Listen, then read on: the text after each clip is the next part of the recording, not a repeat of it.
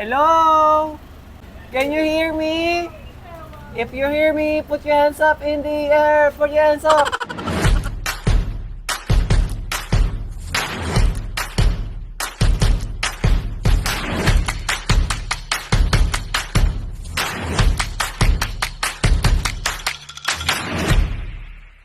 Good morning, guys. Oh, get ready with me. Charing. So, it's 1:31, kagigising ko lang po. So, may pageant kami ng 2 days and parade namin ng costumes sa Santa Lucia. So, makikita-kita na naman po tayo. Kagigising ko lang po. And nagluto yung peka ng Laps. Hello, good morning. So, mag-aayos na ako maya-maya. See you later. So, I'm done. So, dito tayo sa sikat ng araw para, di ba, sabi ng mga matatanda, kapag gising, kailangan po yung bintana and everything para madaming blessing!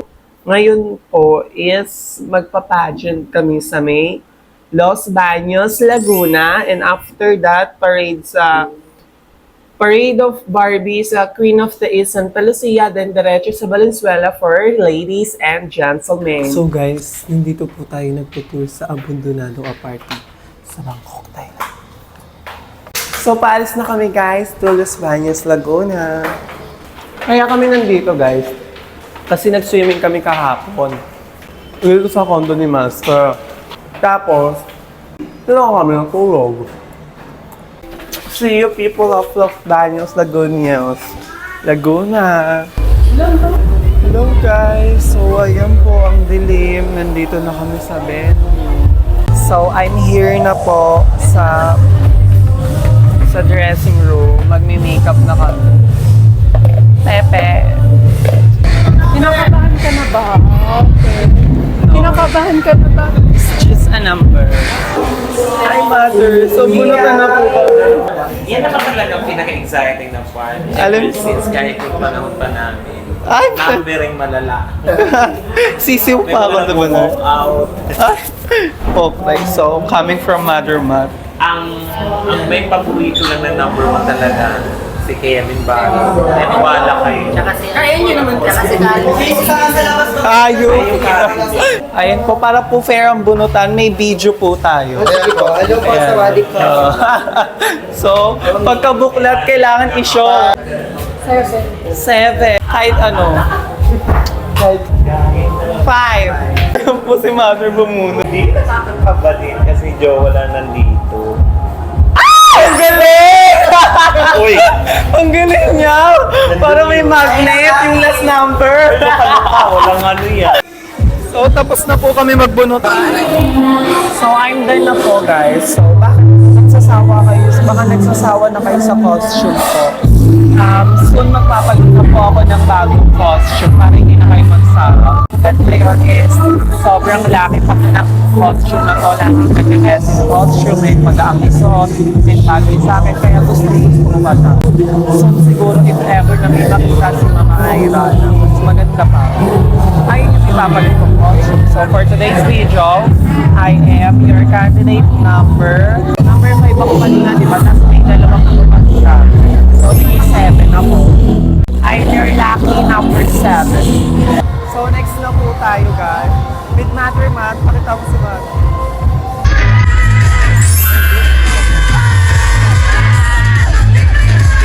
Pagkatapos ng costume, hubad agad, and then swimsuit. So, yung swimsuit dito is, color coding. So, it's green. Thank you so much, Baclaran, for my swimsuit. Mabilis ang hanap ng swimsuit sa Baclaran. So, ang ganda niya. Hinanap ni Master sa Baclaran. Mabilis. For only 300, I think, meron ka na swimsuit. So, ayun na. So, makikita nyo mamaya, tatayo ako kung bagay ba yung green sa aking Coca-Cola bag. Sorry, sa aking sweet girl bag. So, this is my swimsuit. Bagay ba, guys?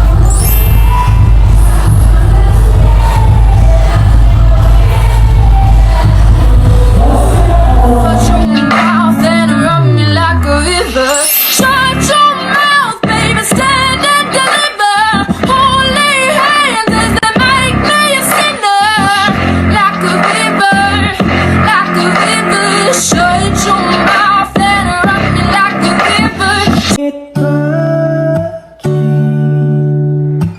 Tuwing ako'y lumalapit, di kailang malayo.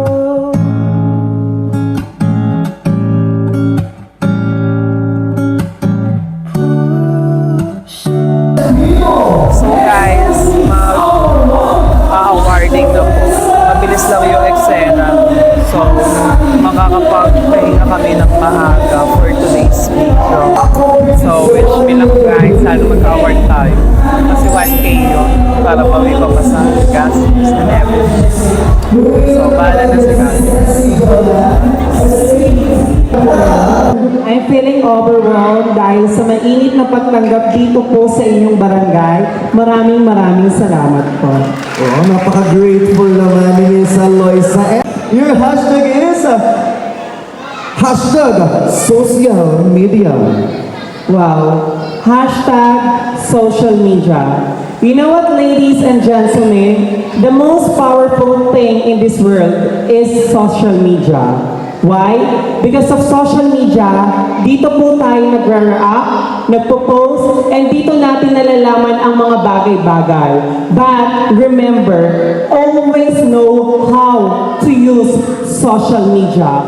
Because social media have a positive and negative effect. But if that person, how can use his social media in proper way. Kaya sa lahat ng nanonood ngayong gabi, at lalong-lalo sa mga kabataan, lagi niyo pong tatandaan, ang paggamit ng social media ay depende sa ating mga pagkatao. Kung ito ba ay makakabuti or ito ba ay mapapasama. Pero lagi natin gawin na makakabuti ito bilang ito ang ginagamit natin sa ating henerasyon. And always remember that think before you think. Thank you.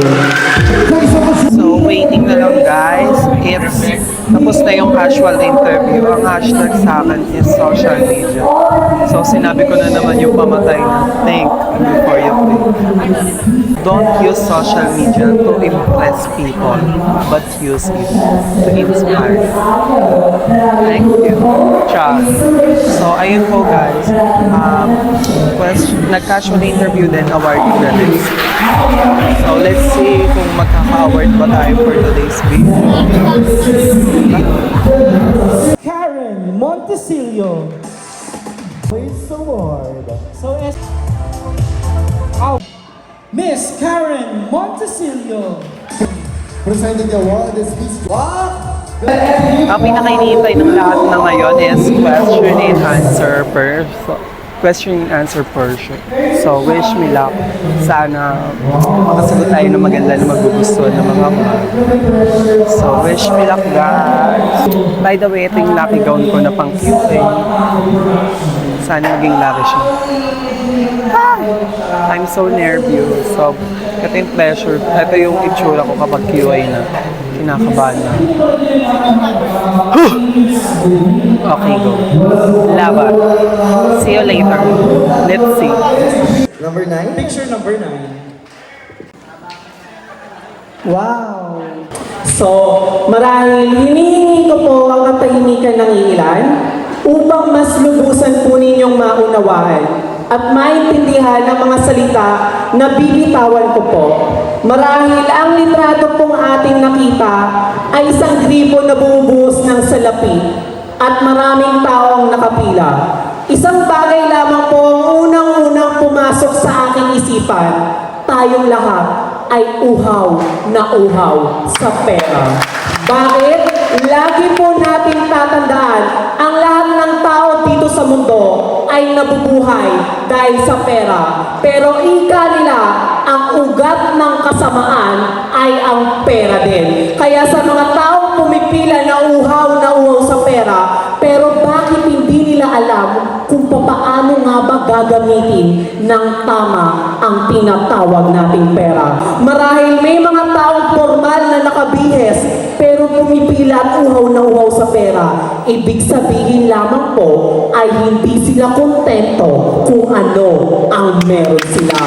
Lagi po ninyong tatandaan, ang pera ang pinakamagandang bagay na na ginagawa or ginagamit natin sa mundong ito. Pero itarap niyo po sa inyong isipan ang salitang contentment or kontento ka kung ano ang meron ka at kung ano ang meron ng laman ng bulsa mo. Dahil diyan mo malalaman kung paano natin gagamitin ng tama ang tinatawag nating salapi. At sa bawat taong nanonood ngayon sa akin, sa bawat taong nakikinig, marami pong salamat. Dahil ngayong gabi, napagtanto ko na lahat kayo ay nagkaroon ng mumunting aral sa isang bihamatong bakla. And before I leave this beautiful stage, I want to end this by quotation by, whenever I win or I lose tonight competition, I will never ever bend my understanding for what is right, what is correct, and what is truly acceptable. Thank you. So guys, tapos na po ako mag-question and answer. Next na yung peko. Kinabahan ako ng sobra. So, whatever happens, bahala na. So, sana maganda yung maging pwesto. Fight, fight, fight! By the way guys, diretso kami kay Ate Tanya kasi doon kami matutulog. Doon na kami, diretso na kami papuntang Marikina kasi doon na kami matutulog. After that, parade naman kami 11 a.m. So I think 1. So matatapos to sabihin natin 3. Tapos 3 a.m. Tapos babiyahe kami. So makakarating kami na makarating sabihin natin 5 a.m. Tapos matutulog kami. Ganyan. O magbubura pang makeup. Ganyan. Sabihin natin 6 sakto. So 7, 8, 9, 10. 4 hours na lang itutulog na. So diretso na kami sa parade. 11 a.m. yung call time, bawal mali. So, ganun talaga ang buhay contestant. Agad done. So, no matter what, sana lagi akong good health. Pray nyo ako lagi. So, see you. And our fourth runner-up, coming in the number 9. Our third runner-up, coming in the number 7, Aloysa Andalio.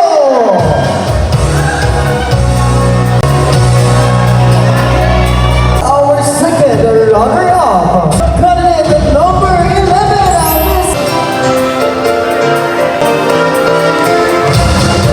coming in the number 8, Miss Ivana.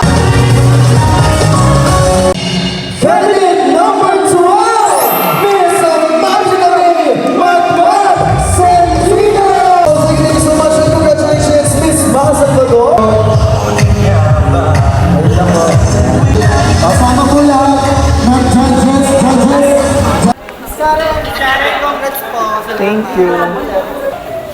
Hi, Isabel Cabillon. How are you? Mag-ingat ka palagi. God bless you. Ayan. So, siya sa kainan. Kakain lang kami, guys. So, sarado po kasi siya. So, drive-thru lang yung open. Wait lang. Dito ako magsasalita. Tara! Hello po. Good evening. Hello? Hello? Good evening.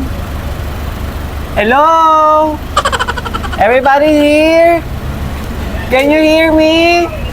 If you hear me, put your hands up in the air. Put your hands up in the air. Put your hands up in the air. Drive.